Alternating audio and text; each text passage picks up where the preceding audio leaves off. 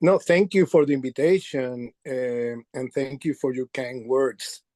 Um, I, I mean, I'm coming from the island of Puerto Rico. You know, Puerto Rico is an anomaly in relation to the world today. Puerto Rico is a colony in the 21st century. That is an anomaly status. We have a colonial administration.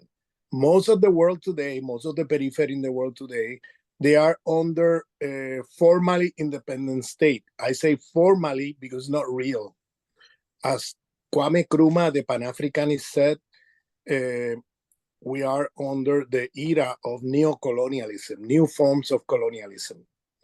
And so this term, I think, describes our era. We are still under an imperialist world, you know, and we are, most of the countries in the third world are in the periphery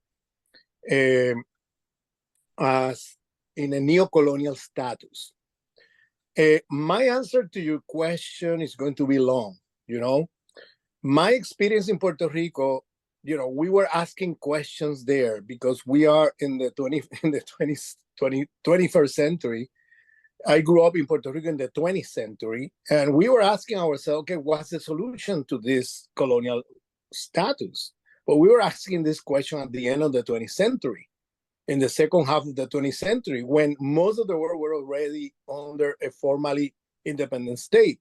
So that led us to a question that we couldn't answer saying independence is the solution like it was said in the 19th century or in part of the 20th century.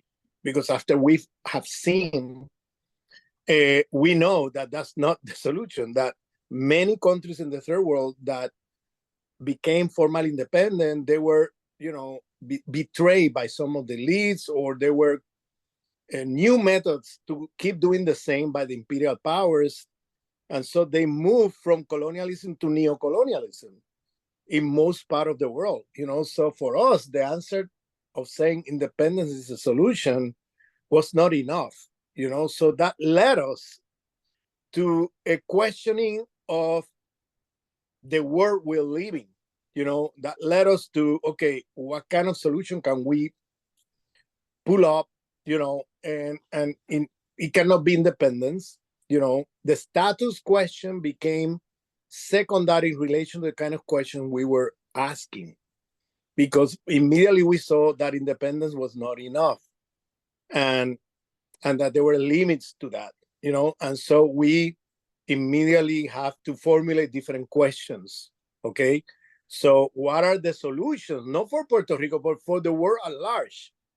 Okay, because we saw that if we became independent, that was, Puerto Rico would most probably going to continue being like a neo-colonial state like any other island in the Caribbean, you know, or in Central America, South America, or the world at large. So, so that led us into the question about the continuities of colonial relations after the demise of colonial administrations. Okay, so that's what some people call coloniality. You know, other people call racial capitalism. Black Marxists use racial capitalism, etc. You know, basically, we're looking at the continuities of, you could say, the post-colonial administration, post-plantation economies, post, you know, imperial north-south domination, but there is no post to this. You see, the problem is that there's no post. There are continuities going on, and therefore, but what we need to look at is at the discontinuities within the continuities. You see how they kept doing the same, but shaping it in a different way than in the past. You know, that's why the concept of neocolonialism is useful.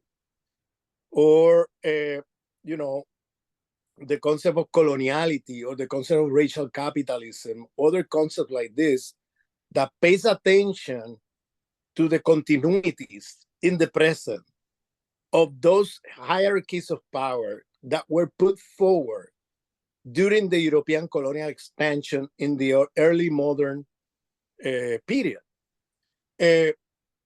So to answer your question, I'm forced to go through a long answer, because there's no way we can answer this question about what are the situation we're at today, what are the challenges for the future, what kind of thing I would like to say to people independently of their ideologies.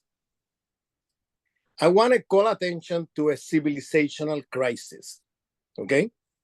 Now, that's a broad term, okay? There are many crises, if you want to use that term. There's not only one. And that's why the problem is civilizational. It's not just a problem in the economic system or a problem in political authority or a problem in gender relations or a problem. It's everywhere in all the hierarchies of power that were put forward by the European colonial expansion.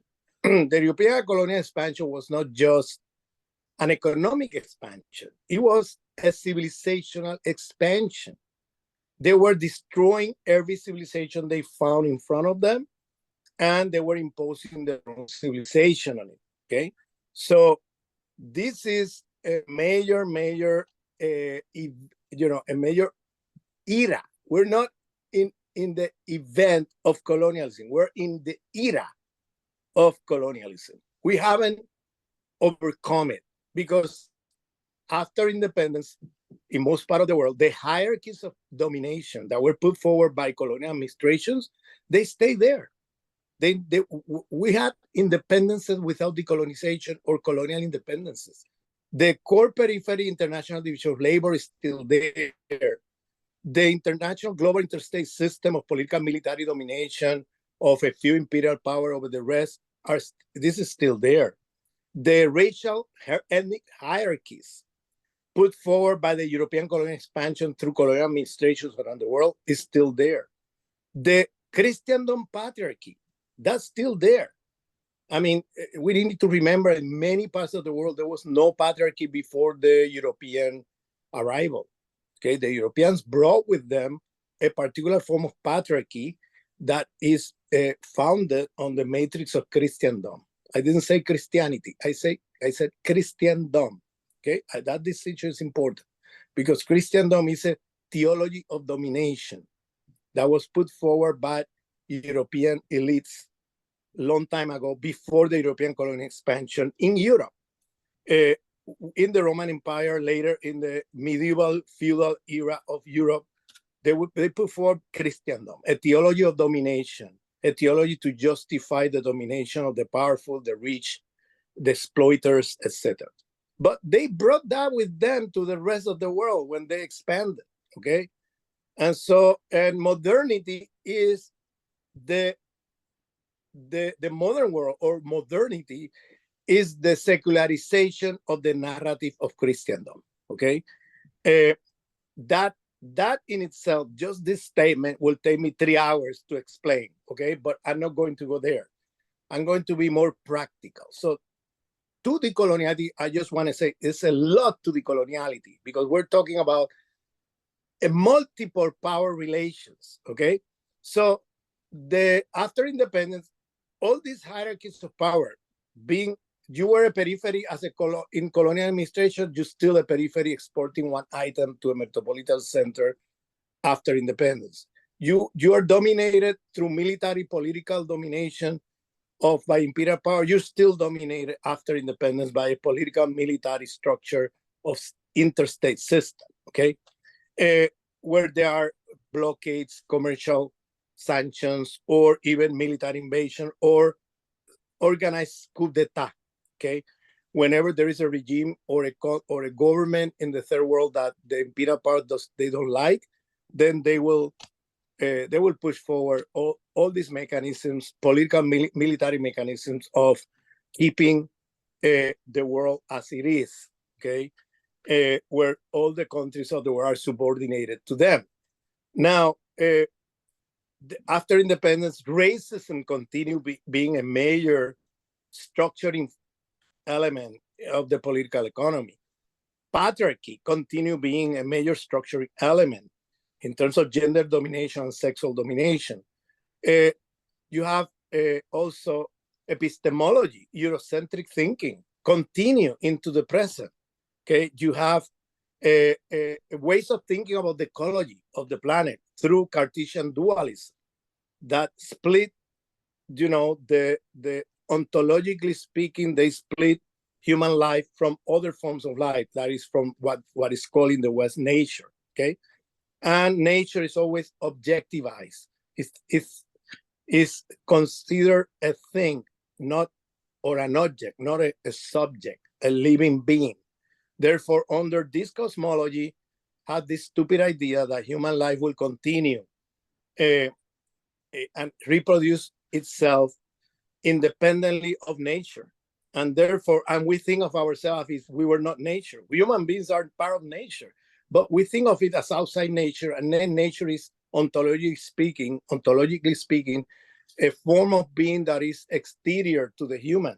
And so we build technology under Cartesian cosmology that is destructive of life because it has the rationality of the destruction of life, rationality of death, because it believes that if you destroy whatever is around you, human life will continue because you have already conceived human life in a stupid way. You have conceived human life as insulated, isolated from other forms of life. And therefore, every time you build technology under this dualism, thinking that you can destroy anything around you and human life will continue. This is stupid.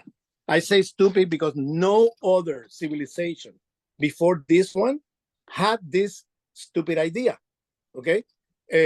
All the other civilizations, despite their differences, despite the cosmological disagreement, despite all the criticism we can do to them, they have one thing in common, and this is the idea of difference within unity, which is a holistic understanding of life. Human beings coexist with other forms of life around us, and we need to be careful in how we deal with that so that we have to take care of the reproduction of life. We cannot just go around building technology that's going to destroy our ecological system. It's going to just destroy everybody, including ourselves. And so that understanding it was like common sense in other civilizations. And that's why human beings have been here for thousands of years, okay? And we have never destroyed life in the way this civilization have done it. So that's why I'm critical of this concept of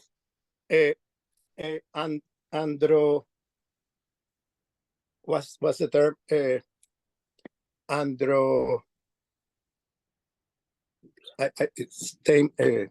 Anthropocene. I know it in Spanish. In English, it's Anthropocene. The scientists are using this Anthropocene, which is problematic because it's placing the moment when humans enter into the reproduction of life in the planet to destroy life in the 17th century. And it's saying that it's human beings who are doing this. Yes, it's human beings, but it's not just human beings. Human beings have been living here for thousands of years. And we never had this destructive impulse.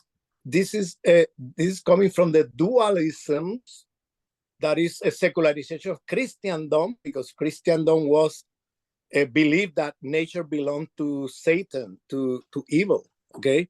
And therefore it was all this thing called nature, it have to be destroyed, controlled, exploited, whatever, and that dualism is coming from Christendom. It's not coming from anywhere else. And René Descartes, the famous founder of European modern philosophy, just brought this, secularized this dualism of Christendom, leaving out the theology, but keeping the concept of a dualism between nature and human being. And nature then becomes something to be dominated, exploited, etc. And then with this, we've been now 400 years. That's the time when the scientists identified the moment of the Anthropocene, 17th century, exactly the moment of the building of Cartesian philosophy. And And, capitalism has a cosmology, and we've been over 400 years with the cosmology of Cartesianism. And every technology has cosmology. And the cosmology used by capitalism to build technology is Cartesian dualism. So we've been 400 years now of building technology built upon the Cartesian dualism, destructive of life. So capitalism is destructive of life, not only because it has this aim of making profits, at the expense of whatever, and then therefore destroying everything around it just for the sake of making profit, but it's more than that. It's that capitalism has no constraint in its sake for destruction of life, because it works around the concept of Cartesian dualism. And so everything, all the technology we're building, have no consideration about the reproduction of life. Holistic concept of previous civilization have that notion.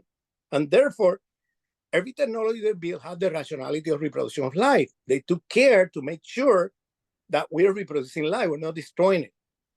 Now, because they have this holistic understanding of the relationship between human life and other forms of life within one single cosmos, okay?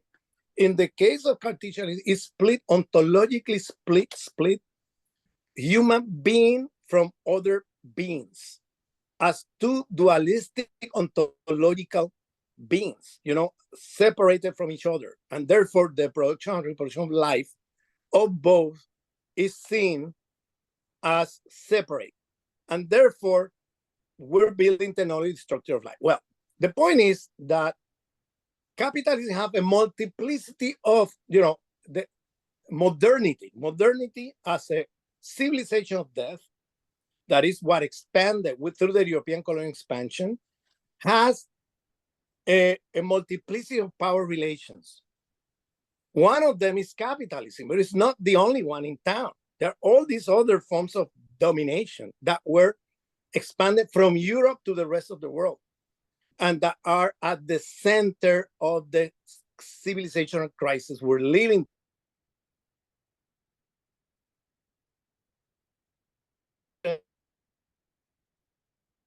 Of what is implied is, people say, oh, but you're taking colonial relation as some kind of reductionist argument. It's not reductionist. I'm historicizing the way capitalism and modernity emerge. When you historicize this, the first moment of the emergence of global capitalism was through European colonial expansion. And the European colonial expansion was not just an economic expansion. It brought with them all these power relations that were already there in medieval Europe, that were brought to the world around with the European expansion. And then from day one, when capitalism was organized initially as a world capitalist market in the late 15th century, early 16th century, it had already there the logics of the civilization that Europeans brought with them. It has racism, it has patriarchy, it has Christendom, it has the dualisms of Christendom that later became Cartesianism, destructive of life. No, it has their Eurocentrism. It has there many hierarchies of power that were brought with them in the moment capitalism was formed. Therefore, all these logics of European civilization expanding were organizing principles of what we know as capitalism. They're not superstructured the way many Eurocentric Marxists think about it. They are really constitutive of capitalist accumulation at a world scale. They are organizing principle of historical capitalism. Therefore, you cannot think of capitalism without all these logics of destruction, oppression, domination, superexploitation. For example, capitalism. If capitalism is genocidal, it's because it's organized from within by the racist logics of Western modernity. if capitalism is feminicidal,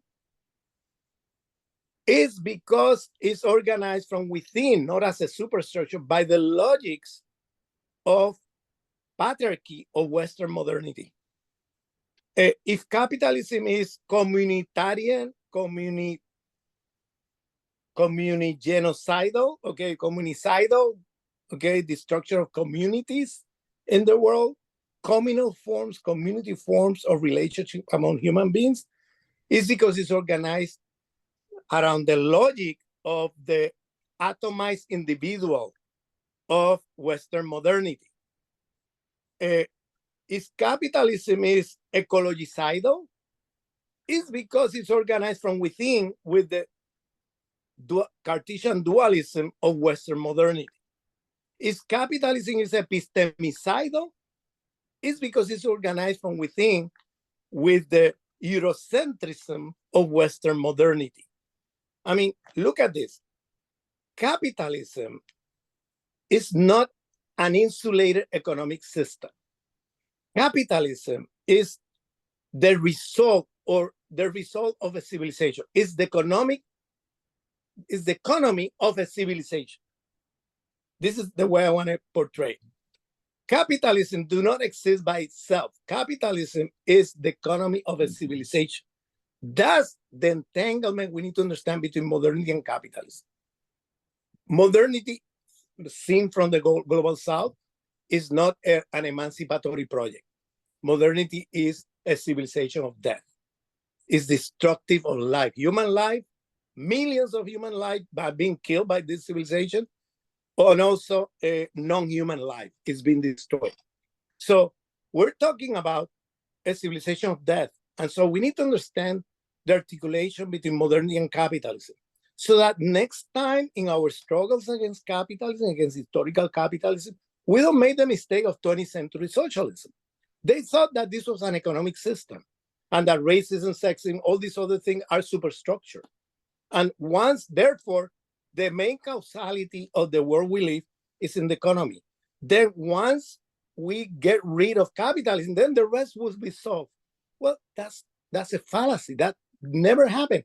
Not only, 20th century socialism failed in solving all these multiple problems that they call superstructure. They didn't even solve the problem they said they were going to solve, capitalism. Why? Because capitalism is the economy of a civilization. That means the following. The political implication is the following. If you fight against capitalism through class struggle, and you live on the side, racism, sexism, Eurocentrism, Christendom, all these problems, Cartesian dualism, all this stuff, you will repeat everything against what you're fighting against. Because all these logics are the organizational principles of historical capitalism. If you reproduce these logics of modernity in the struggle against capitalism, you will never destroy capitalism. You will only going to reproduce again everything you're fighting against. For example, if you organize yourself against capitalism, reproducing racism, if you organize yourself against capitalism, reproducing patriarchy, if you organize yourself against capital, reproducing individual atomized beings and not communities, or communal forms, if you fight against capitalism, reproducing Eurocentrism, or you fight against capitalism, reproducing Cartesian dualism, or reproducing, you're going to just repeat everything you're fighting against. Because these are the logic organize the system you want to fight against. And if you don't deal with them in the struggle against historical capitalism, they're just going to come back through a back door. And they're just going to reproduce again forms of state capitalism, whatever happened in the 20th century socialism.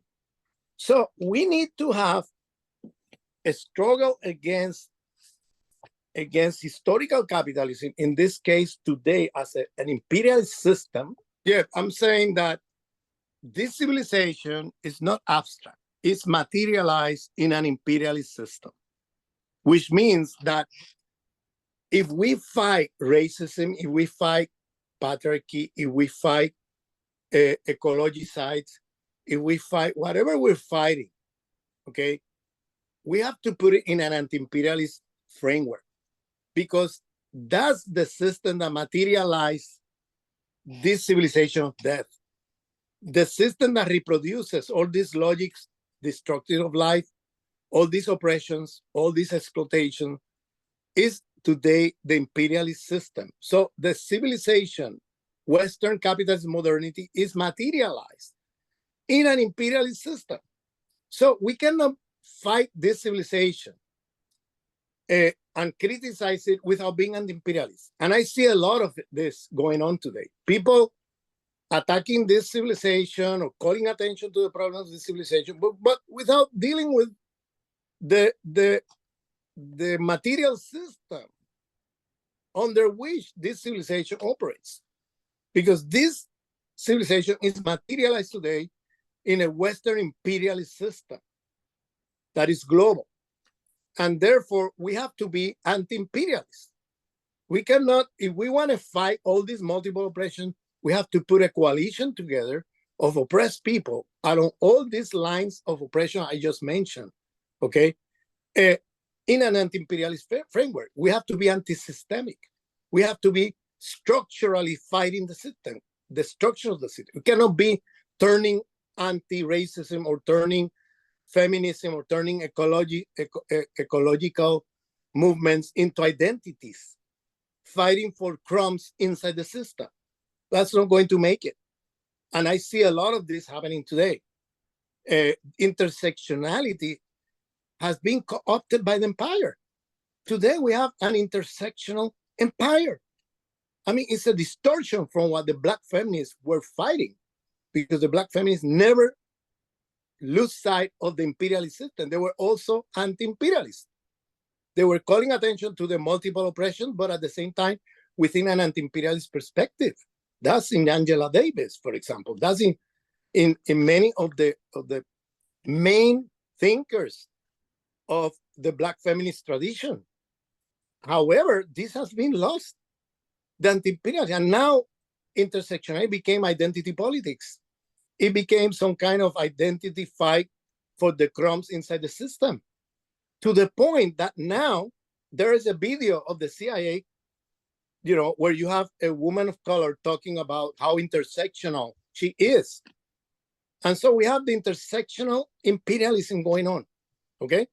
And then we have in the embassies, US embassies in the third world, you go to the webpage, they're funding some of this feminist movement, ecological movement, anti-racist movement. Of course, this is perverse, because the same imperialist system that produces all these oppressions is now subsidizing the opposition against these oppressions. In other words, they are producing a domesticated opposition, a domesticated pseudo-left, financed by the CIA through foundations or financed by the USAID, the USAID program in the embassies, to NGOs. And now you have situations like, for example, in the coup d'etat against the indigenous president of Bolivia, Evo Morales, in November 2019, then you have the fake news and all these funded organizations in the middle of this coup d'etat, organized by the CIA, organized by the US empire, organized together with the white elites of Bolivia to destroy the indigenous president and the indigenous movements, okay? Then you have all these organizations coming out to say, oh, this is not a coup d'etat, this is a rebellion because Evo Morales burned the Amazons. I mean, everybody knows that the Amazons were burned due to the policy of Bolsonaro in Brazil, this extreme right leader. Now, the fake news are now constructed saying it's Evo Morales who did it, who is burning the Amazon. Then they said this is a bad government, this is the ecological NGOs, okay? The pro-ecology NGOs financed by the empire. Then in the middle of coup d'etat, you have feminist NGOs and feminist people, thinkers financed by the empire, okay, saying, oh, he's sexist. That's why there is this, he's a bad president, that kind of thing. I mean, in the middle of a racist, colonial, imperialist coup d'etat, there you have all these, puppets of the empire through NGOs, through, and through organizations funded by CIA and by US money, coming out in that moment to basically say, this is not a coup d'etat, this is a popular rebellion. If you know a little about Bolivia, you saw the massacres of indigenous people. You saw how the plotters came to the presidential palace with a Bible and a gun, okay?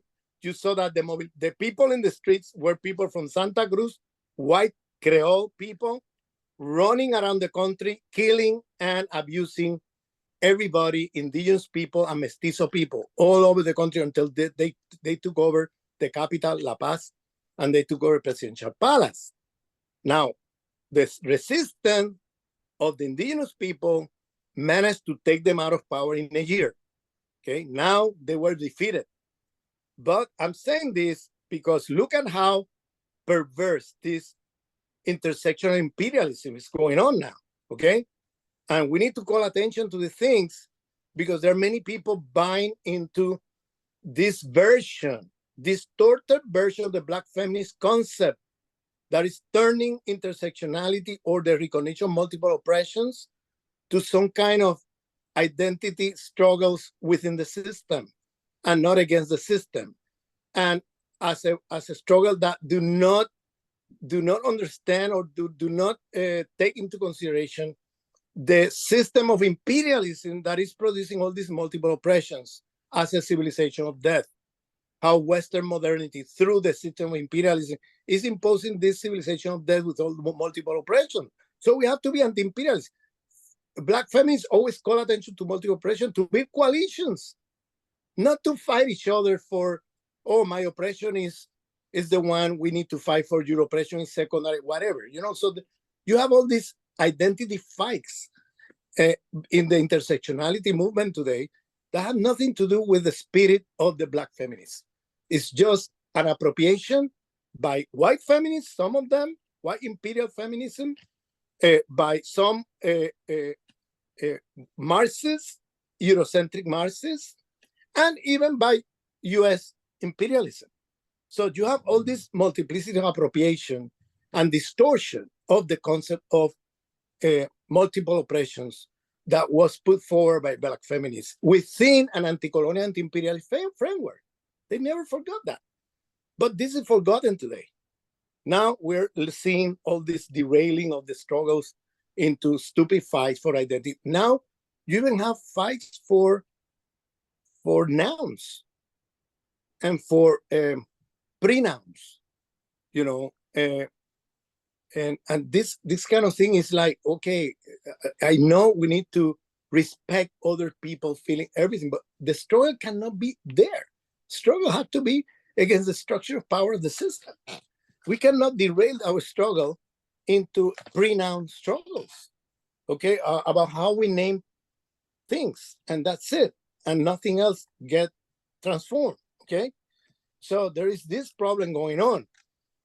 I'm not saying we need to correct our language. I'm not saying, but it's coming to exaggerated things to the point that now we pay attention more to pronouns than to structures of genocide, of super exploitation, domination, etc. So this is a problem. There's a problem there.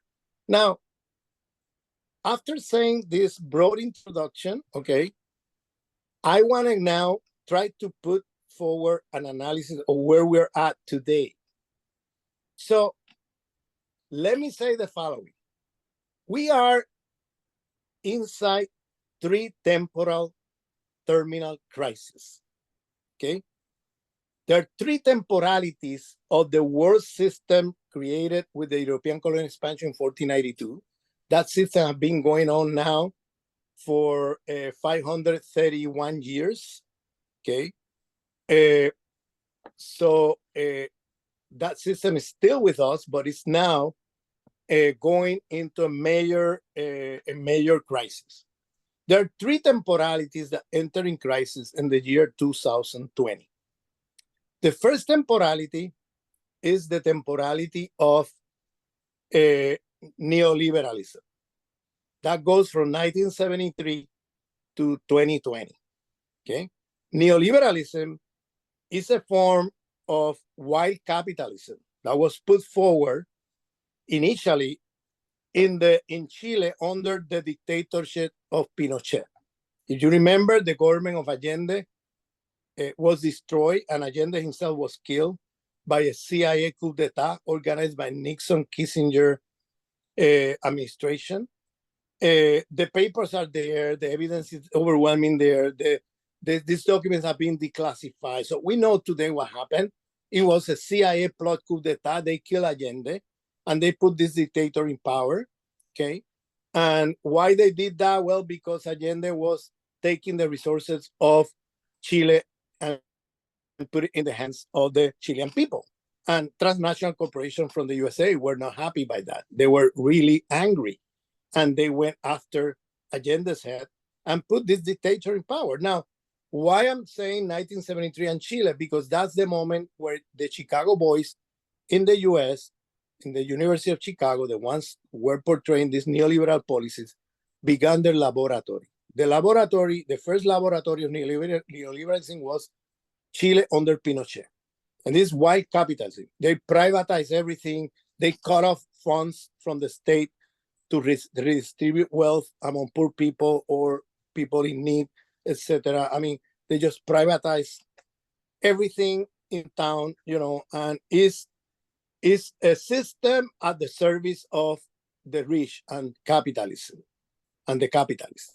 So that laboratory began in Chile, but it continued to Argentina with the coup d'etat in Argentina, military coup d'etat after 1976.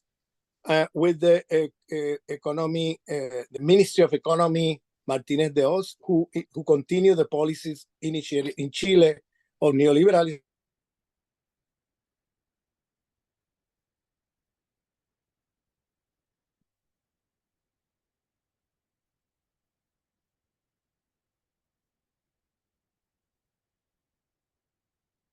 And you have the Washington Consensus, where now in Washington, or international organizations such as the World Bank and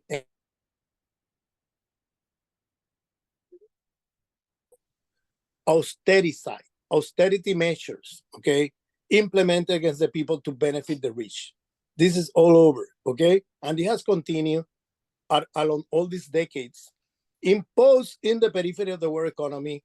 And now we have, through the international institutions such as World Bank, International Monetary Fund, and of course, US policy pushing for this everywhere.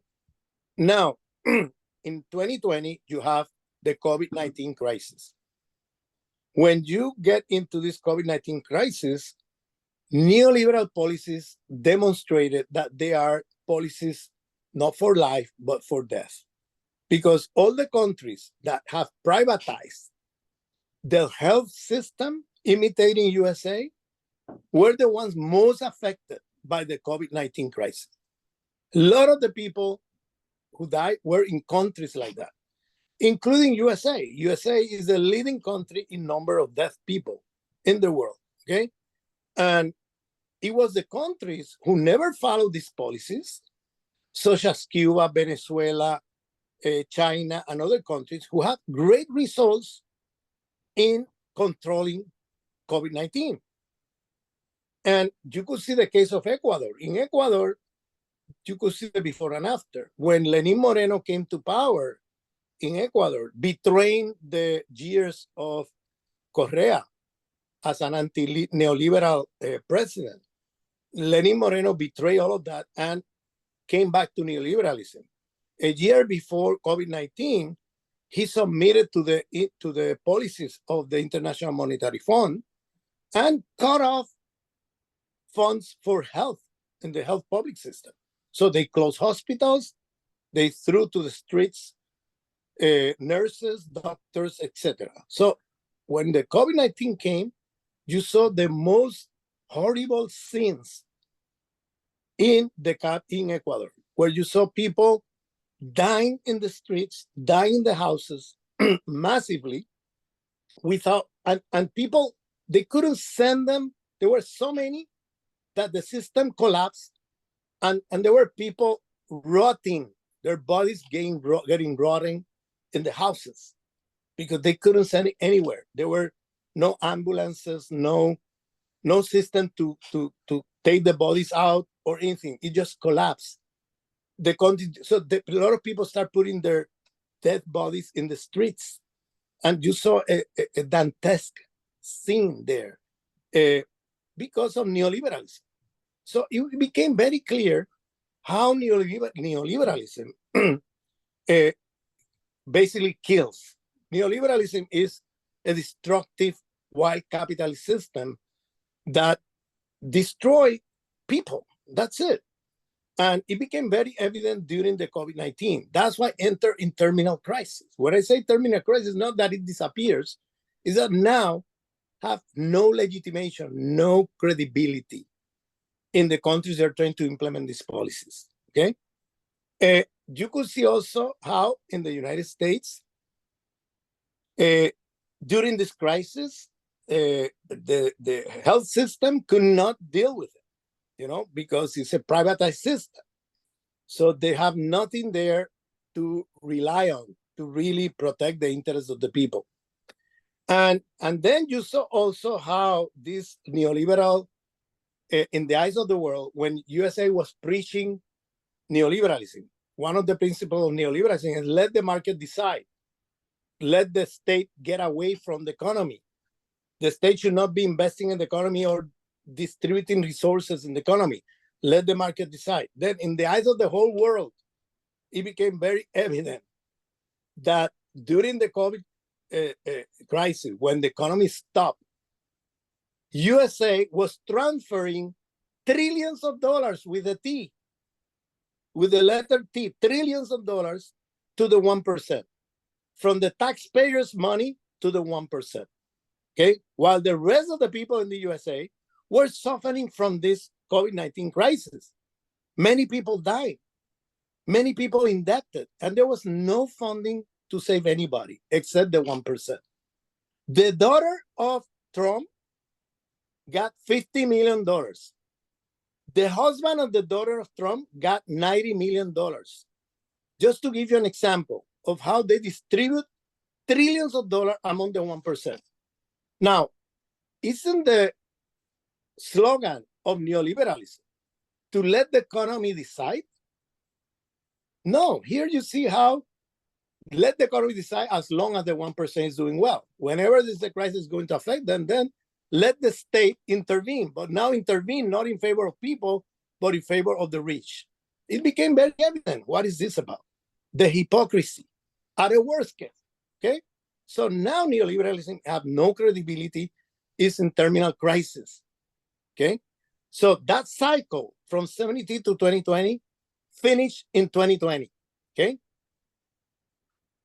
The post-COVID-19 crisis is a crisis of where globalization now is in crisis, because many countries around the world are seeing that these principles of neoliberalism are false. So countries are now going into protectionism. Now this so-called free market economy, liberalization of markets and that kind of thing, now they're backing off, okay? Including the United States of America. It's the first one sanctioning China, sanctioning any country that they feel is competing with them in an unfair way. They're even violating their own rules of the game. The rules of the game that US put forward after the Second World War in the Bretton Woods agreements. Now they're themselves violating it because they feel that it's not serving them anymore. You see? So now they just forget about free market. They're now intervening and playing dirty in the world economy. Okay? So that's the first cycle in crisis. Second cycle in crisis is US hegemony, the cycle of US hegemony. US became the hegemon of the world system after Second World War. In the middle of the COVID-19 crisis in 2020, you have everybody seeing USA stealing oxygen machines to other countries, not being generous with the rest of the world and trying to help out, but trying to save themselves first, and even stealing oxygen machines from other countries. You saw the same among European empires, stealing each other, the machines. Okay, so desperately, you could see how their interest is just for themselves. You saw in the eyes of everybody during the Trump administration in the 2020 COVID crisis, how this America First slogan became a slogan very clear around the world of white Americans, number one, and let the rest sink into the ocean, okay? So US hegemony, and then US became the most indebted country in the world. I mean, during the COVID crisis, with all this transferring of trillions of dollars to the 1%, USA now is indebted more than $30 trillion. We're talking about a catastrophic situation. USA is the most indebted country in the world.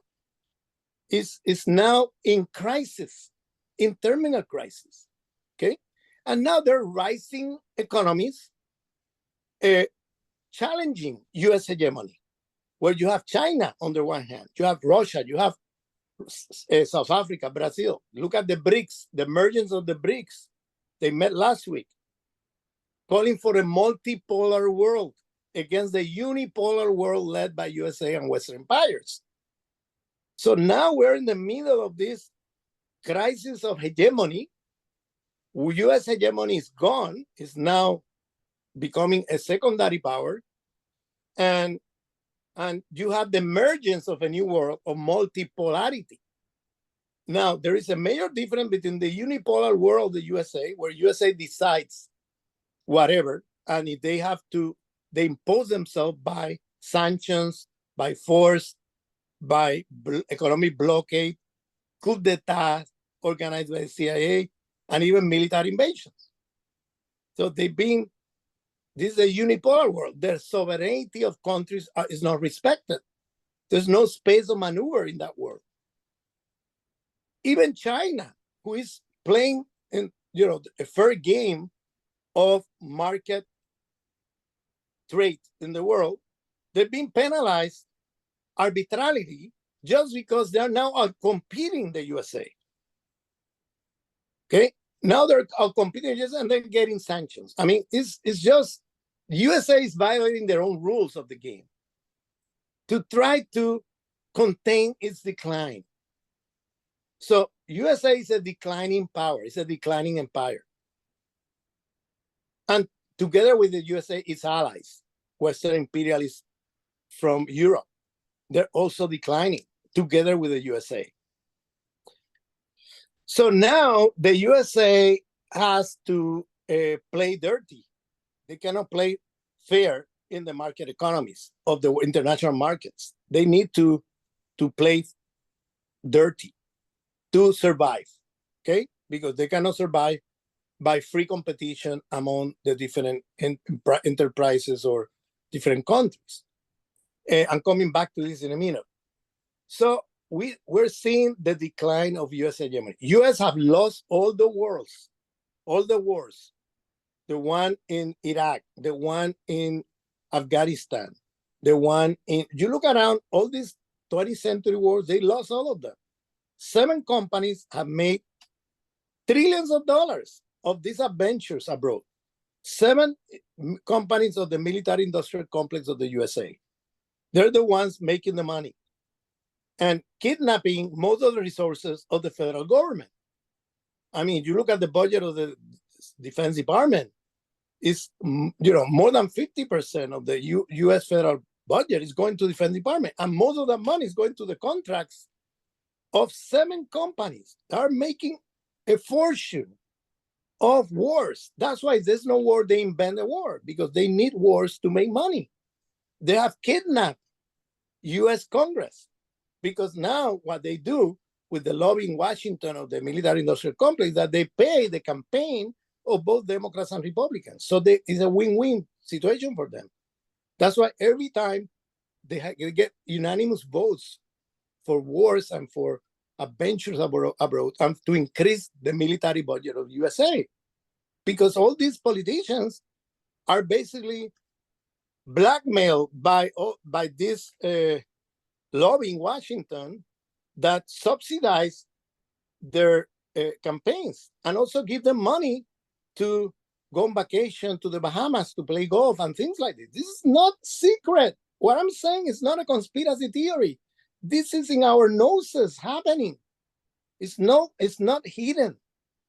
This is happening. Everybody knows it. Because in the USA, having a lobby in Washington, passing money to politicians to get the policies they want, is not corruption. It's legal in the US. This is corruption in 95% of the countries of the world. But in the USA, corruption is legalized. And so it's happening in our noses. They even report this. It's reported in the congressman budgets and stuff like that. This is not hidden, okay? So I'm saying this, people hear me talking about this and say, oh, conspiracy theory. It's not conspiracy theory. This is legal. This is happening. They're not hiding. They even inform and report the money they receive from companies and from campaigns and things like this, okay? So it's nothing hidden here. No secret. I'm not revealing any secret. So the next thing, the third terminal crisis is the cycle that goes from 1492 to 2020. It's a civilizational crisis because we saw how when the economy stopped during the COVID-19, suddenly you have areas of the world where many animals have left because of pollution coming back and showing up. There were lakes, there were ports in the ocean, of cities in front of the ocean. There were, many, for example, forests, places where animals disappeared and left, including fish and in waters and things. And suddenly they start coming back with the stop of the nature began to regenerate itself after a few months of the world economy stopping. So this immediately became very obvious that the ecological disaster we're living has to do with the system. We don't need climate change. We need systemic change. You see, the focus on climate change, I'm sorry, it's not climate change. We need anti-capitalist change. You see, we need an anti-systemic and change, structural change, to found a new civilization and get rid of this one that is leading everybody to death for the sake of 1%. Okay, so also the COVID-19 itself became something that doesn't matter what theory you take on this, it shows that we have no control over what's going on in terms of the health consequences of this civilization. If you believe that this was because of some kind of viruses that are coming from animals, okay, that are crossing from forest to human places where human lives, and then you have transferring of viruses like this, or if you believe that this was planned and that escaped a laboratory of the US Pentagon, okay, whatever theory you believe, it shows something is out of control, civilizationally speaking, in terms of the ecology of the planet. We are destroying life, by the way we're handling things with nature, okay? So this became also very evident and obvious that there is an ecological crisis due to a civilization that have been prioritizing the interest of capital over the interest of life. Human life and non-human life. Life at, in a broad sense. So is capital or life? This civilization have been prioritizing capital over life. It became very evident also during 2020. So now we have the following situation. Immediately after this crisis, USA is defeated in Afghanistan, lost the war there, but as it was said by Assange, this WikiLeaks leader who is now probably going to be extradited USA to be killed here. But he's a hero of our times. He was the one who revealed the crimes against humanity of US forces, the military forces in Iraq, with videos and all sort of information. And instead of going after the message, they went after the messenger. You see, instead of penalizing the people taking decisions to kill people arbitrarily, like he showed in those videos that were taken from the Pentagon, that the Pentagon have kept hidden. And here comes WikiLeaks with Assange as a leader, revealing this to the world. Now they went after the messenger. They went after him for having revealed these secrets of US crimes against humanity in Iraq. I mean, this is amazing, no? But anyway, the point is that you don't see Tony Blair, you don't see George Bush, you don't see Aznar, the leader who went into Iraq without the consent of the United Nations, violating international law, and doing crimes against humanity there. None of them are in jail or being prosecuted in any court in the world. But they go after Assange, who revealed these crimes to the world. You know? So Assange said about the war in Afghanistan, this war is not about winning the war. It's about a few companies making a lot of money. So the war will last as long as it can, just because what is behind this is not winning the war. It's basically for 7 companies of the military industrial complex to make money. Okay, and we went 20 years in Afghanistan. 20 years. That's a lot of time. Throwing away resources from taxpayers' money into a war that have nonsense, because these people were not involved in any attack to the USA. This is all fake news they put forward after September 11th. Anyway, that's a long story to go into. I could take me another 3 hours. Just what happened September 11th and everything that happened with this. Because that's another manipulation of news and of to the mind of people, you know. But anyway, let's continue with the point. So we have 3 terminal crises. The crisis of neoliberalism, 73-2020, the crisis of US hegemony, 1945-2020, and the civilizational crisis of 1492 to 2020. These 3 crises entangle each other. These temporalities of these 3 crises, they entangle each other as a terminal crisis in 2020. So immediately, what happened in the next few years? USA developed a strategy of provocation against Russia. The USA is a declining empire. So they cannot compete in the markets in the same way they used to compete 50, 60 years ago. Because while the USA was throwing away resources in stupid wars, unnecessary wars, to benefit 7 companies in the US of the military industrial complex, the rest of the world, China, Russia, Brazil, all the countries were investing their resources in building new technologies for improving production. So now US companies cannot compete with other rising economies. And so USA is now, as a declining empire, facing its own, basically its own mistakes.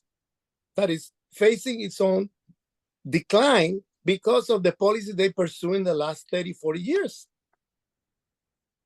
So now USA is facing its decline. And now what are they doing? They're playing dirty.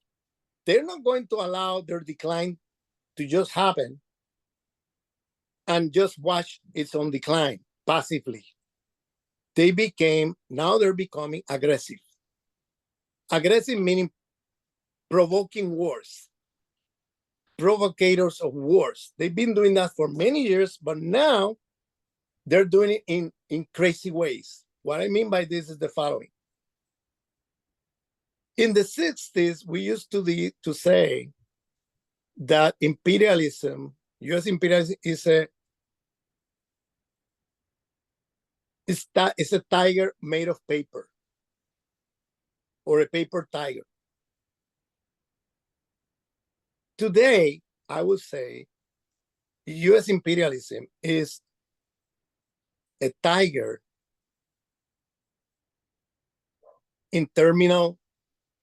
going through a terminal death. Problem is that when you have a tiger going through a terminal death, bleeding, and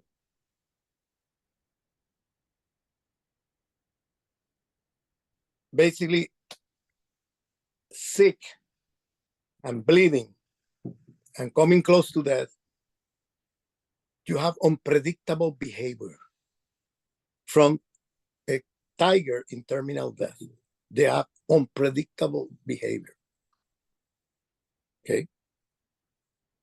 So it can react in crazy ways. One of the things that is happening the last few years, or in the last year and a half, you've seen over the years the attempt of USA at encircling Russia, violating the agreements with Russia over the past 30 years, 40 years, okay? The agreement was after with Gorbachev, later with Yeltsin, was that USA and NATO was not going to come close to the borders of the Russian Federation, okay? Of the Soviet Union first and the Russian Federation later. That promise was violated from day one. USA started putting military bases, NATO bases, in the borders of the Russian Federation with missiles pointing at Moscow. Moscow has been protesting this for years in international forums. You could see even Putin calling attention to this and saying, why you take us as an enemy? We are your friend. We are now capitalists. We want to be part of Europe. And why are you putting military bases surrounding us at a moment of peace? I mean, we're not your enemies. They went for years. There are all these videos of Putin in international conferences calling attention to this. And they thought that they could negotiate with the West about this. But it showed the opposite. The West has been building aggressiveness toward Russia and provoking Russia into wars. Okay? There is a document that I invite people to check it out. It's called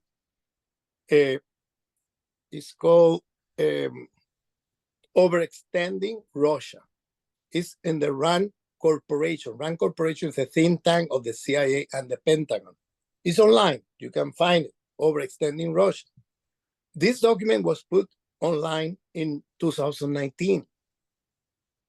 You want to see the script of the film we're seeing in Ukraine today?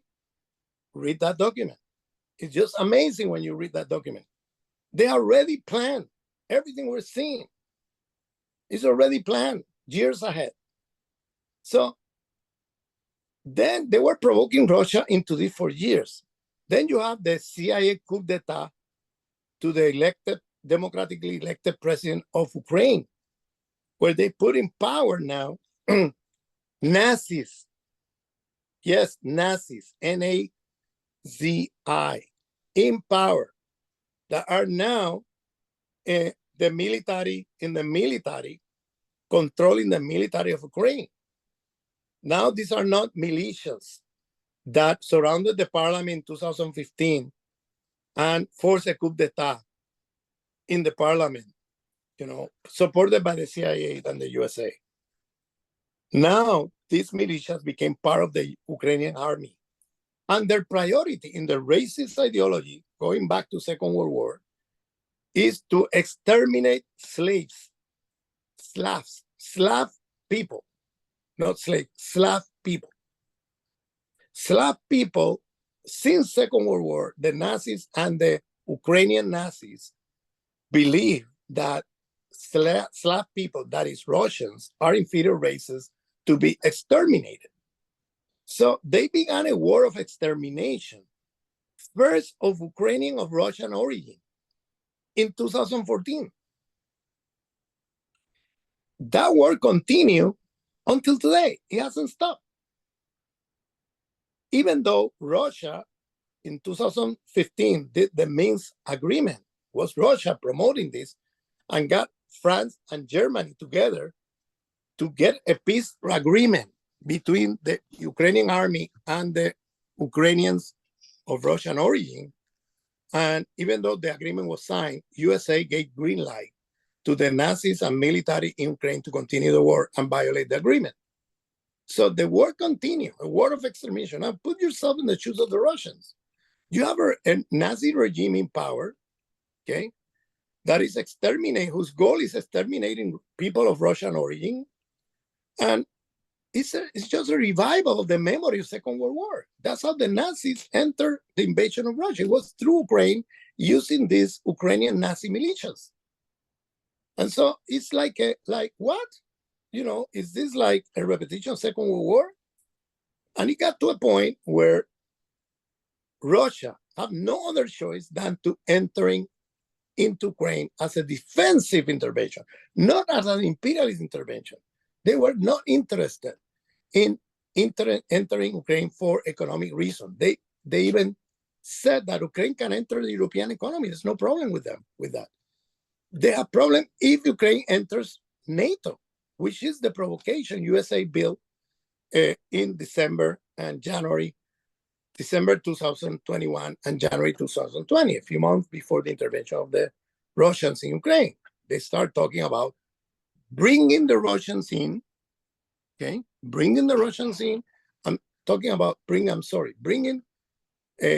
Ukraine into NATO, which means that you're just a step away from a nuclear war. Because the moment you have these crazy Nazis entering Russian territory and Russia defending itself, then it becomes a nuclear war. So to avoid that, and also they were talking about giving nuclear weapons to these crazy Nazis. So that's when there was this meeting that you could see on television.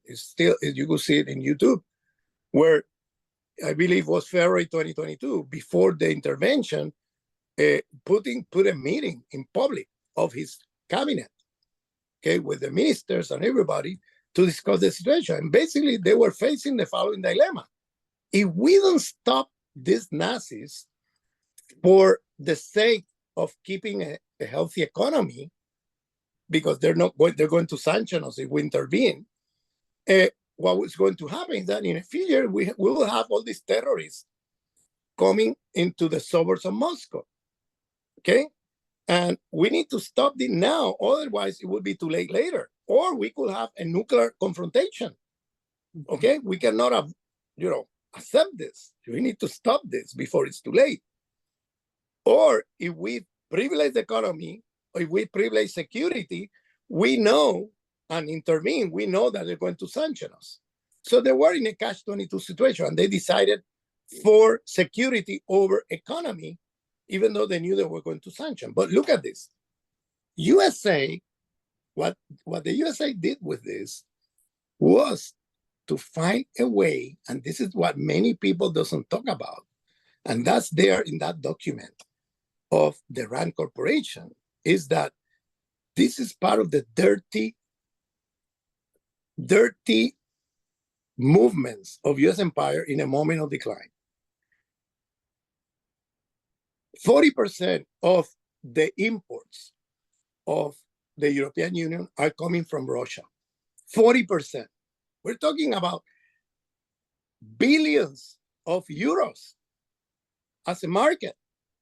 So now, with this war, USA sanctions Russia and get all the enterprises of Russia that were importing 40% of the imports of the European Union, get them out of the market. And here comes American companies to replace the Russian companies and take over the market of Europe in gas, in oil, in aluminum, in wheat, and many other items. So this is a coup d'etat organized by USA, provoking an intervention of Russia in Ukraine to use that as an excuse to sanction Russia and take out all the Russian companies of the European Union and replacing them in a matter of months, with American transnational corporations. It's a big, big coup organized by USA. USA cannot compete in the market. They cannot sell at the low prices of Russian companies. So what is their only options? Dirty wars, dirty movements. They play dirty to get the companies out and replace them, through sanctions, you see? So now they turn the European Union into a colonial protectorate of the USA.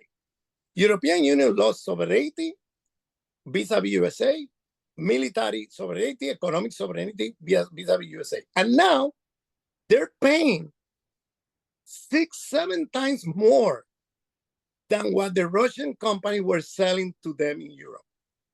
Because American companies are not a caritative company, they are there to make money. And so they're selling now at monopoly prices, 7 times more than what the Russian companies were selling to the Europeans.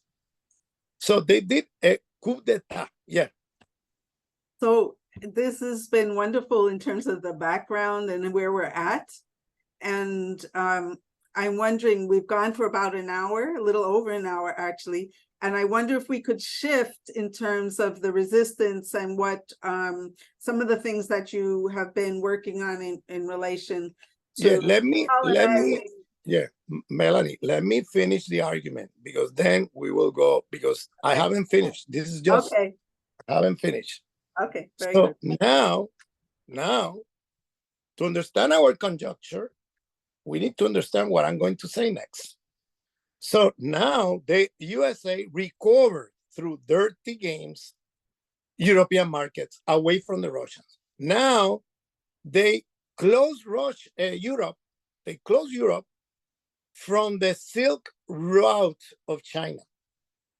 China is building the Silk Route for international trade, and now they isolated Europe because the Silk Route from China to Europe was coming through the Russian Federation territory.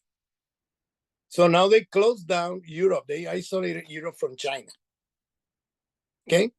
So the question now is, after this successful international coup d'etat of the USA in Europe, okay? Well, before the question, if you remember, in the fall of last year, the Germans start negotiating with the Russians to try to get a deal so that they sell in the middle of the sanctions, imposed by USA. The German government start negotiating with the Russians to try to get through the stream pipe of, coming from the Baltic Ocean. Under the Baltic Ocean, it's a stream gas pipe from Russia to Germany. That was built by the Germans and the Russians. Okay? Is the USA on record, many presidents since 2012 until today, the ones protesting the building of this stream, and the Nord Stream is called, because USA was afraid that with the gas from Russia, Europe will get closer to Russia than the USA. They were online saying this in public. Even in the press conference of February 2022, before the Russian intervention, you could see in a press conference, President Biden threatening to destroy the Nord Stream pipelines. It's there in a video. So now what happened?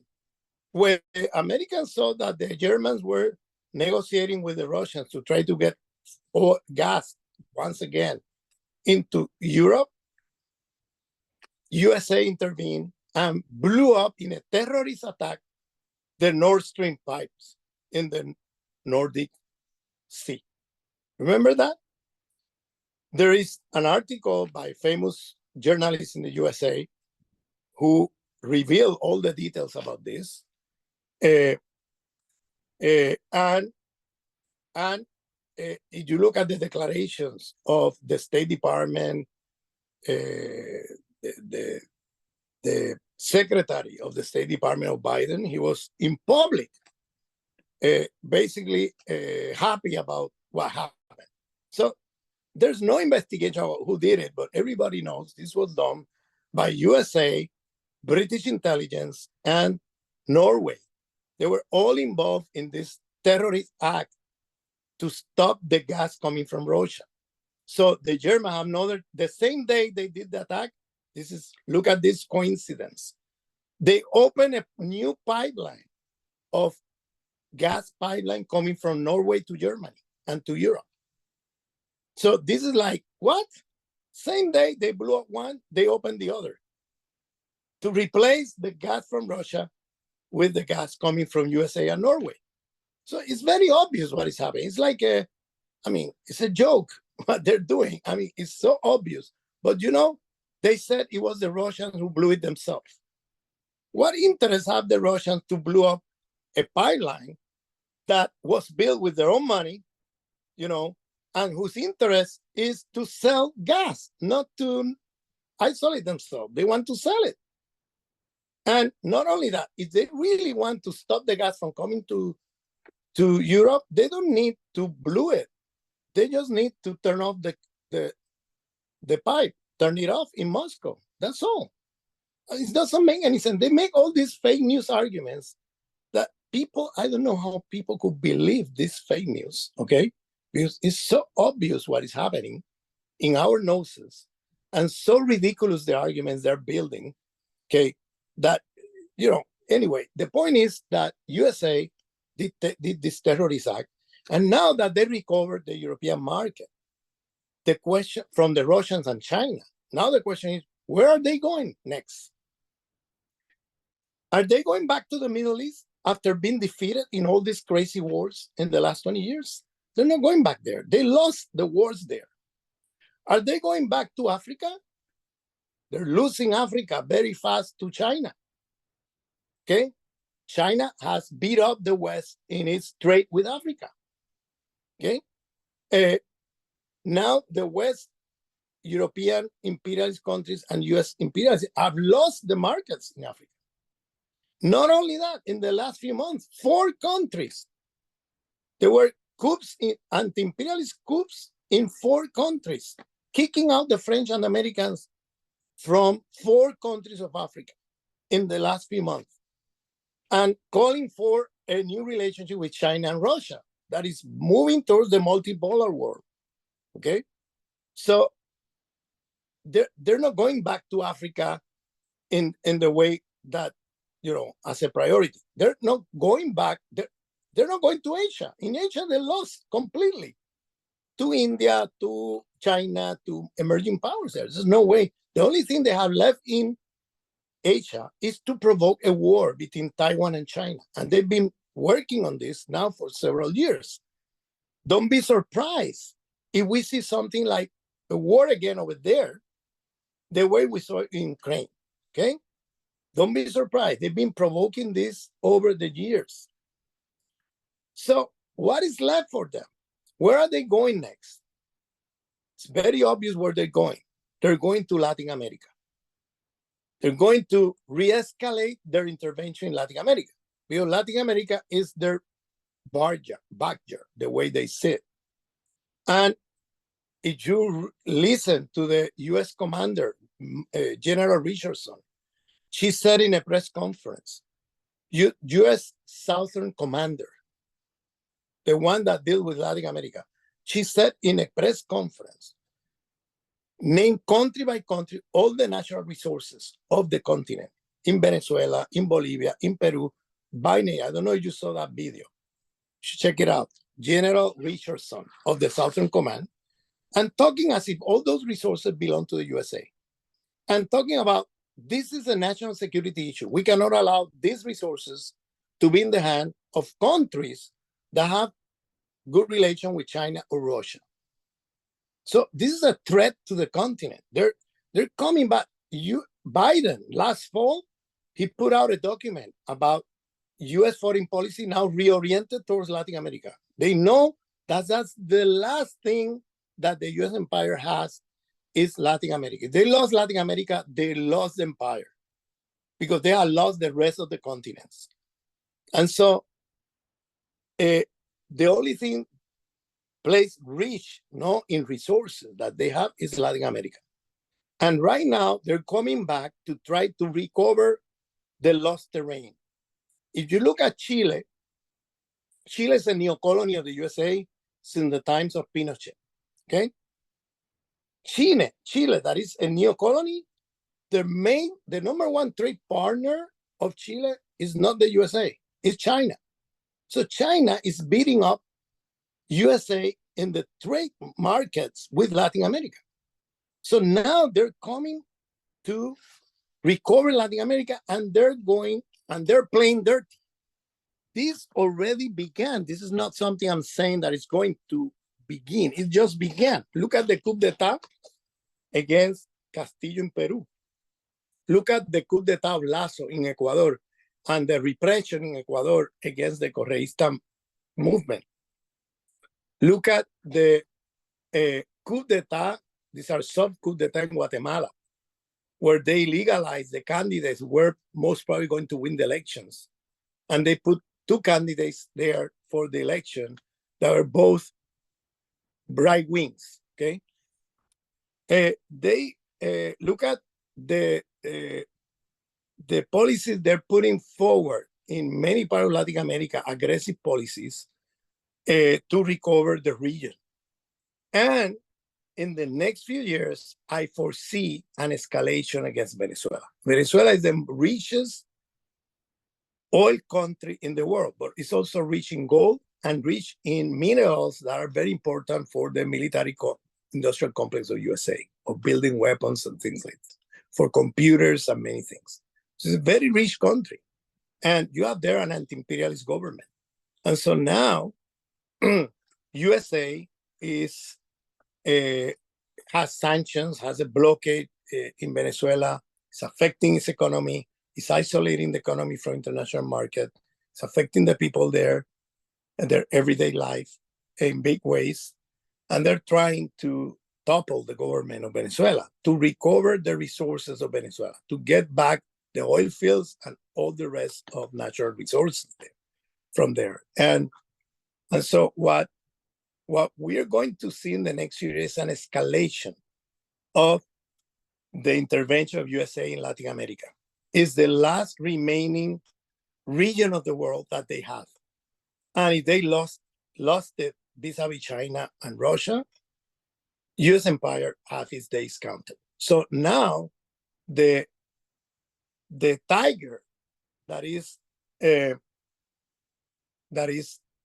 has a terminal sickness and is bleeding is now, acting in crazy ways. In Ukraine, we're very close any time of a possibility of nuclear disaster there. And now they're also provoking a war in Taiwan and between Taiwan and China. And they are in Latin America very aggressive, destroying governments, organizing coup d'etats, and possibly organizing a military intervention in Venezuela after the presidential election in 2024. So this is where we are in terms of power relations. Now, where is the resistance to this? No, no, before, what is the resistance? The resistance is coming from three sides. And here, resistance, we need to be careful how we talk about resistance. On the one hand, you have now, with this terminal crisis and all this declining, everything I described, we're going into a bifurcation of the system. Like Immanuel Wallerstein said a long time ago. He was calling attention to us in the 1980s, 1990s, that between 2020 and 2050, this system of more than 500 years is going to collapse. Okay? So one of the resistance we're seeing is the resistance of people of the 1%. There are people of the 1% that wants, like Immanuel Wallerstein was saying, they want to build a new historical system where they keep their privilege alive, where they can recycle themselves into the elites of this new historical system. That is going to be worse than this one. This is the Davos people, the World Economic Forum. They're talking about the new reset in January 2021. And this new reset, when you look at it superficially, it looks as if they're taking the program of the left, and now they're talking in leftist terms. And I'm saying as if, because when you look deeper into what they're saying, it's really, really horrible, the solutions they're bringing in.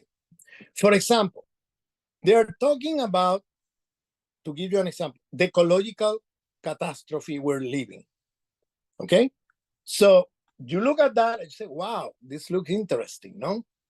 They talk about the women's rights, LGBT rights. They're talking about multiculturalism. They're talking against nation states. Okay? This division of nation states.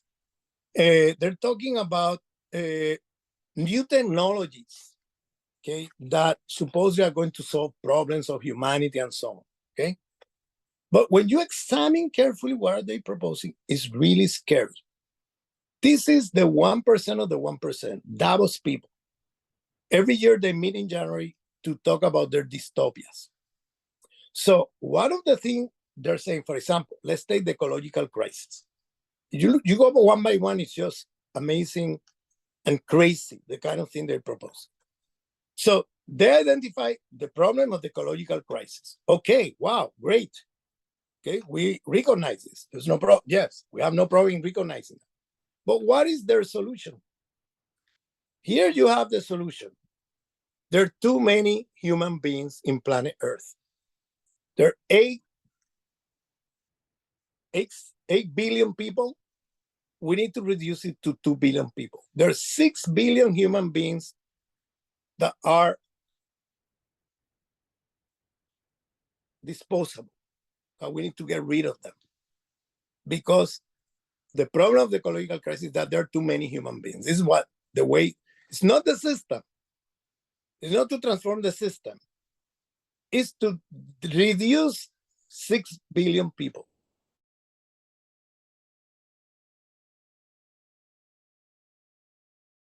If you remember Malthus, the famous liberal economy of the 18th, 19th century in Britain, he was saying, okay, poverty and unemployment is because, it's not because of capitalism as a system, it's because there are too many human beings. So we need to control the population. This is the way they spoke, okay? And then the next thing they're proposing, now you have an update of the Malthusian theory, because now they don't care about poverty and unemployment. What they're caring now is about the ecology. So now they say there are too many human beings. The same solutions as Malthus. It's not a transformation in the structure of the system, it's the elimination of human beings.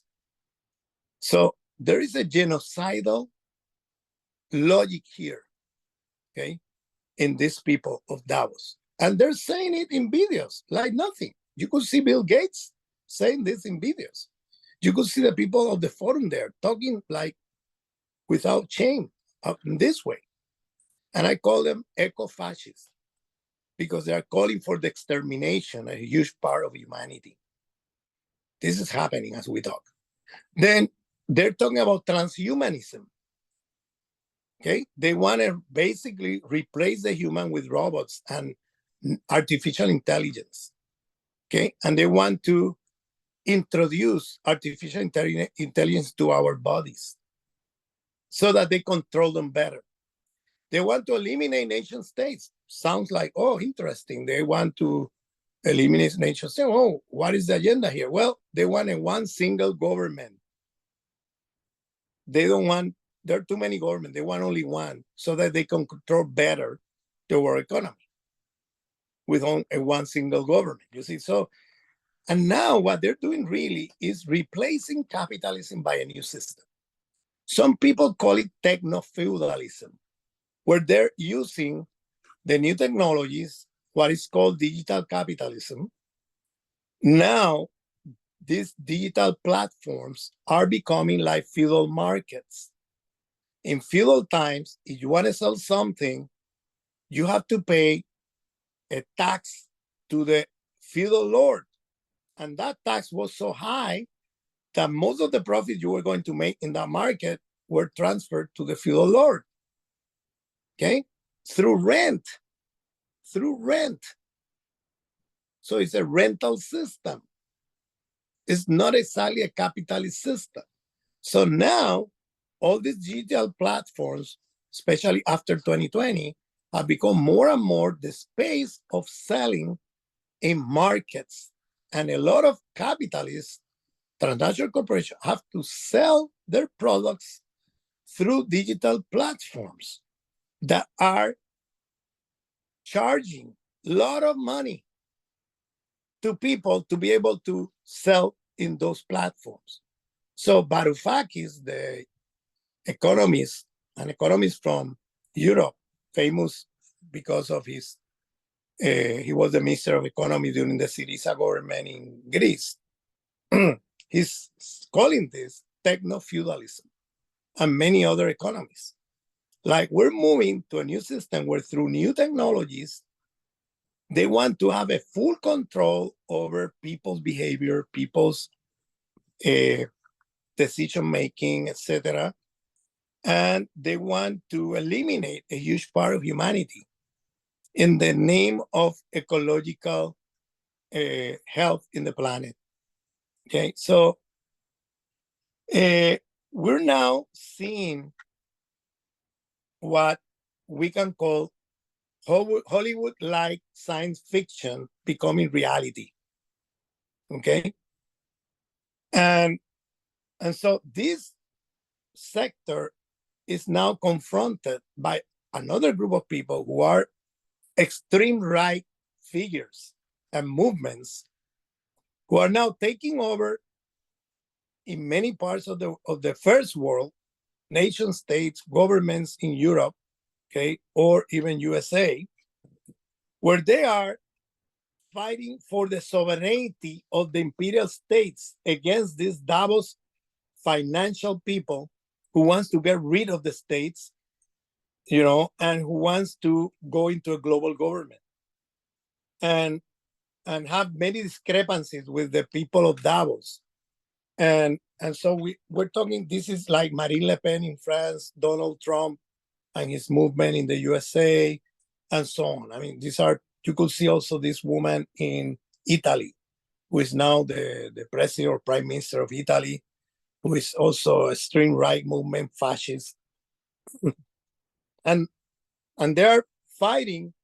If you look at this leader of Italy, this woman, I forgot her name, she's fighting Macron. She's making Macron her enemy, because this is the fight between the globalists and the extreme right. The globalists are also extreme right. They're also fascists. Don't get me wrong, but these are, one are nationalist fascists and the other one are internationalist fascists. This is the discrepancy. But they're fascists. And they're the ones putting resistance to the whole thing. They're preparing now, as Immanuel Wallerstein called attention to. I remember when people were laughing at Immanuel when he was saying these things. I am so sad he's not alive today to look at what is happening, because he said it. He passed away August 2019, and then came COVID-19, and then you saw everything that happened during 2020, 2021. You see all this move towards the new reset. That's how it's called by the Davos people. In January 2021, they organized one of their meetings that they do every year in January with the title, The New Reset. If you look at the new reset, this is the dystopia that they're building, preparing for the collapse of this system, the creation of a new one. And they're already creating it. It's not as if they're waiting for the catastrophe to come for creating the system. They're already creating the system now, this new techno-feudal system. And they're going to have full control over our minds, our bodies, this is what they're aiming towards. To put inside our bodies chips and things like this to control everybody. This sounds like, wow, is Ramon going crazy with all these things he's saying? Is this conspiracy theory? No. Look at the CEO, for example, Google. He went out in public to denounce this thing, where he's saying, I thought this was going to happen later in the 21st century. This is happening now. This thing about robotization and artificial intelligence replacing human beings and intervening over human beings. This is happening right now. And he resigned to Google to be able to come in public and denounce all this stuff. Not only him, there are several CEOs of several companies of artificial intelligence and so on, and that they are now out there calling attention that we're very close to it. It's not as if this is something in the future. This is something already here. And they're having the capacity to do this now. And they're moving in that direction. So this is the fight in the imperial elites between two fascist lines. The Davos people and the who are internationalist fascists, and the extreme right fascist, nationalist fascist. Okay? And then where is the resistance from below coming?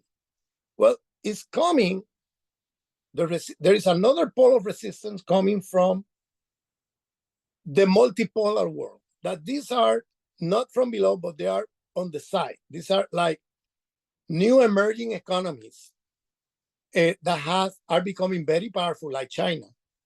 And I always say we cannot understand China by extrapolating to China the categories we use to understand Western imperialism. I'm not saying that China is capitalist, China is a superpower, but what exactly it is, we need to study this carefully, because it's not exactly, do not have the same patterns of behavior and action of Western imperialist countries. It operates in a different way. I'm not saying it's less capitalist. Capitalist but it's now operating in different ways, where it's bringing in a lot of the world behind it, because they're not neoliberals. They don't have a universalist project. The West, when they intervene to change the way you think, the way you pray, the way you dress.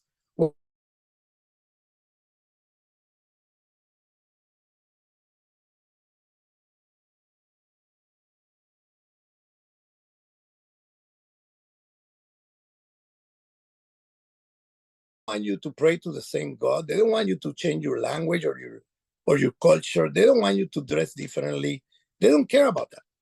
They just care about trade and being fair in trade and respecting the sovereignty of the countries. And and also because they're not neoliberal, they are transferring resources to third world countries without interest rates, just out of advancing money of their trade agreements. For example, if I'm going to sell to China, X country, this many millions of gallons or whatever, China pays it today. They don't wait 10 years to pay you every year. They send all the money they're going to purchase from you in the agreement of the next 15 years today. So suddenly third world countries are getting all this money without interest rates. That's very different from Western imperialism. They plunder you, they destroy everything from you, they super exploit you, and then they let you indebted for the rest of your life. Then you have to take loans with interest you have to pay every year. It's very different, the relationships that China develops. I'm not saying that there's no problems with China, okay? I'm not idealizing China, but absolutely for third world countries, the multipolar world of respect of cultures and sovereignty vis-a-vis the unipolar world that do not respect that, it brings a space of maneuver. A country like, for example, anti-imperialist countries such as Venezuela or Iran or other countries around the world, they have now a space of maneuver because now they have trade opportunities with the multipolar world. The BRICS Bank, for example, is providing loans without conditioning your policies. Look at the IMF. If they give you a loan, they control everything from you and leave you indebted and then tell you that you have to throw this many people to the streets, to unemployment, you have to cut this budget this way, that way. They put conditions. The BRICS is not neoliberal. They're providing loans without those conditions. And this is very important for third world countries today. It opens a space of maneuver. It's not a post-capitalist world. I'm not saying that the multipolar world is beyond capitalism, it's still capitalist, but it operates with different principles that allows anti-imperialist radical project to have a space of maneuver that the unipolar world do not give you.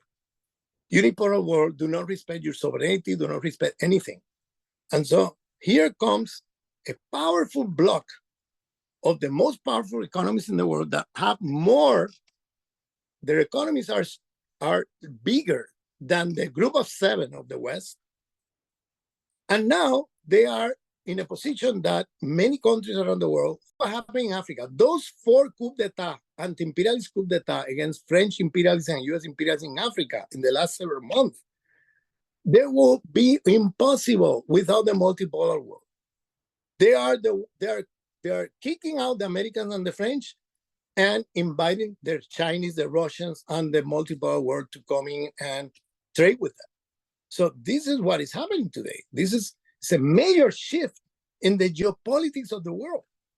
Now we're living under a major shift.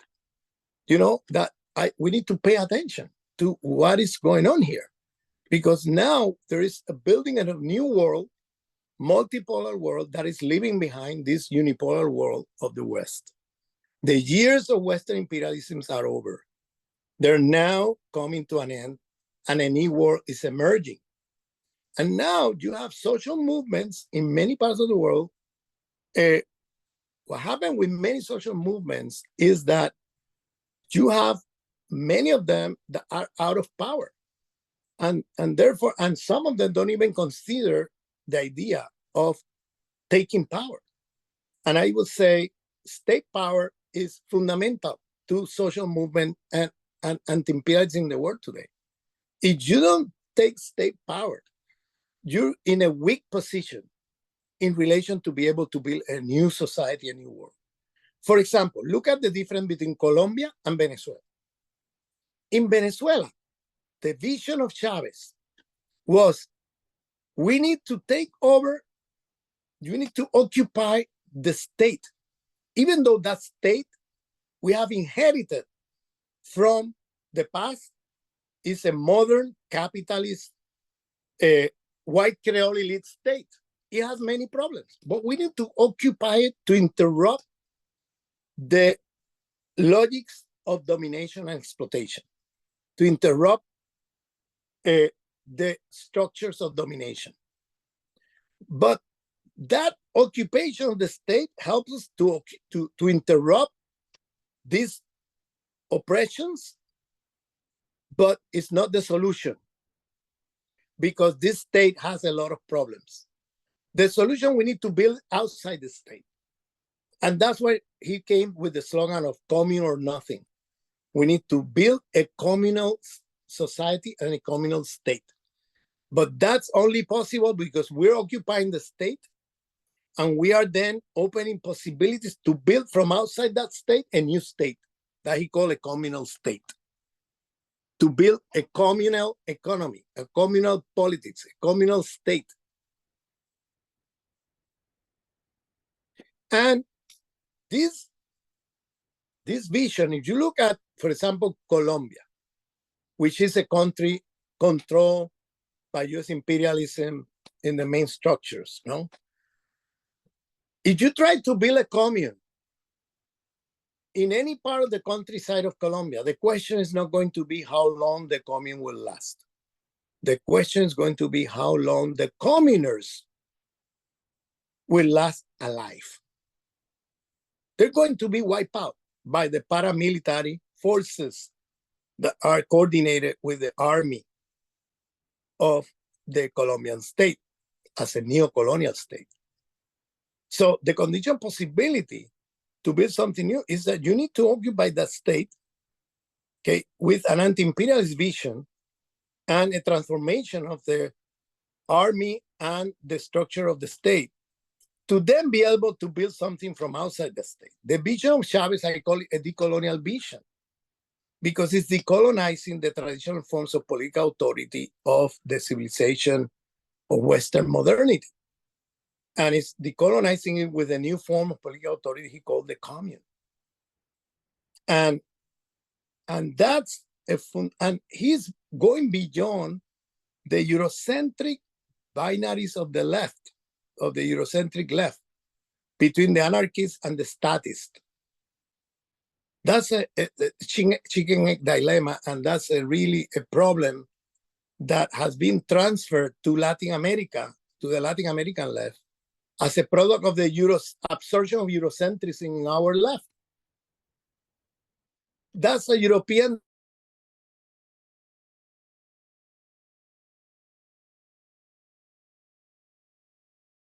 dilemma.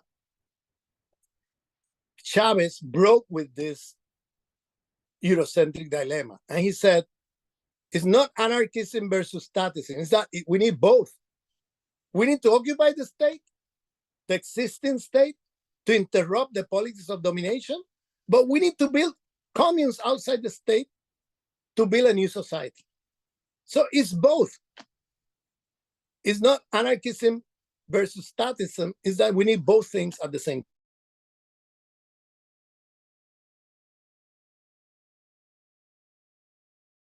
Thinking. Here you have a decolonial Chavez, unknown to Latin America and the world at large. The political thinking of Hugo Chavez, I call it a decolonial thinker. Unfortunately, all these insights are unknown to the world, the decolonial insights of Hugo Chavez. And here is where you have, for example, a movement or squatters movement in Chile and Partido Igualdad that have the following slogan that I find it very close to the Chavista vision. We need to build a movement that is against the state,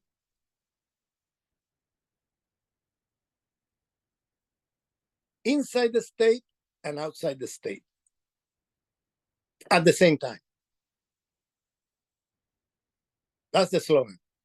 We need to occupy the state, a movement that goes inside the state to short circuit the hierarchies and the politics of domination, but we need to then be against that state, okay? Because that state is not something we are in favor, because we inherit from the neo-colonial state. At the same time that we need to build from outside the state a new society. So we need to have a front in the three directions.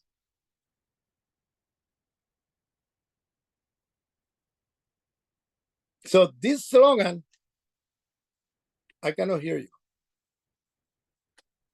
You said three directions, but inside, outside, what's the third? Inside, outside, and against. We need to build from outside, we need to get inside, and we need to fight against it.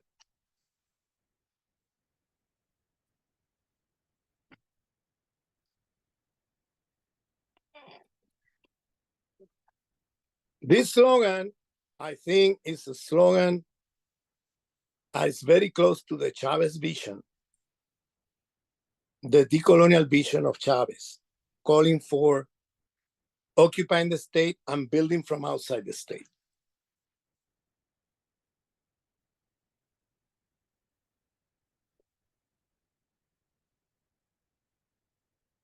And I think we need to, right now,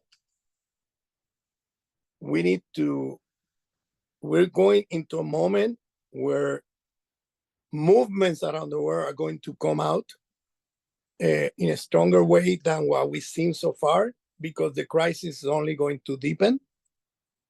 And it's a moment of opportunity to go into a different world. Because one of the things Immanuel Wallerstein would say, that in this bifurcation, the elites of this system will try to build a new system, worse than the one we have now. But also, the other possibility is for the people of the world to get together and build something new.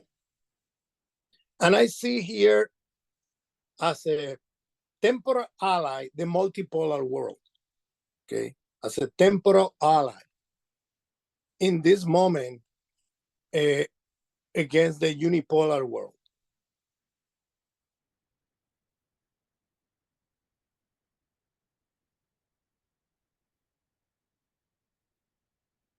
Temporal ally of the social movements and anti-imperialist movement around the world.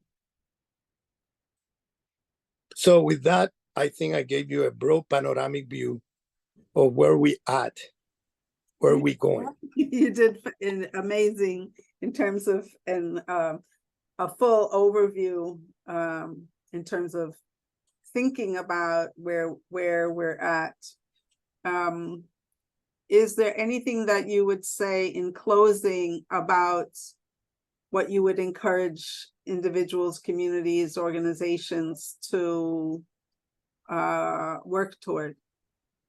We need to put together all the oppression that this system has produced, all the people oppressed, to work together in broad coalitions under an anti-systemic, anti-imperialist vision.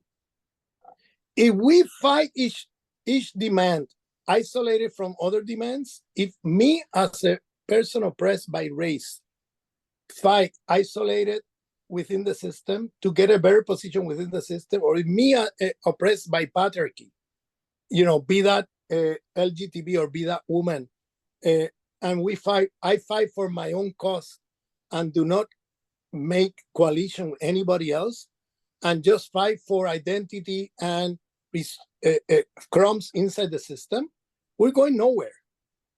That's why we need to have a decolonial anti-imperialist vision, or a decolonial intersectional anti-imperialist vision, where we have anti-imperialism there as a major goal to create a new, in order to found a new, as a foundation for a new civilization. You see, this civilization is dying. We need to move toward the foundation of new civilization that would be more democratic, more just, okay, in terms of social justice, and more fair, more equal.